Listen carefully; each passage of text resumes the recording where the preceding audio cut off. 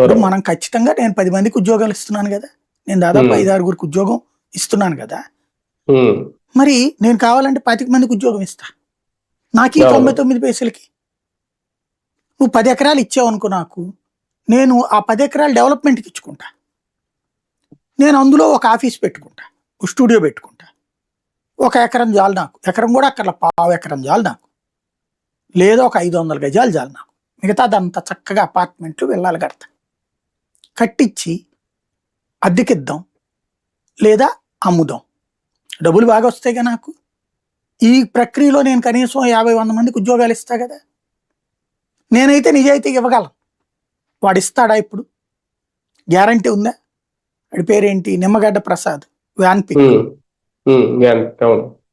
లక్షల ఎకరాలు తీసుకున్నారు, 1000 ఎకరాలు. ఏమైంది? ఎంతమందికి ఉద్యోగాలు ఇచ్చాడు? లేపాక్షి నాలెడ్జ్ ఎంతమందికి ఉద్యోగాలు ఇచ్చారు?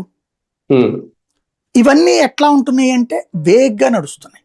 అట్లాగే ఇవన్నీ ఒప్పందాలు, వీళ్ళు చేసే ప్రతి దాంట్లో కొంత ప్రయోజనం లేకుండా చేయట్లేదు. ఎవరు అధికారంలో ఉన్నా, అది చంద్రబాబు ఉన్నా జగన్మోహన్ రెడ్డి ఉన్నా, శుద్ధపూసలు ఎవరూ కాదు. అది క్లియర్. మనం గ్రహించాల్సింది, నేను ఎప్పుడు మాట్లాడేది అది.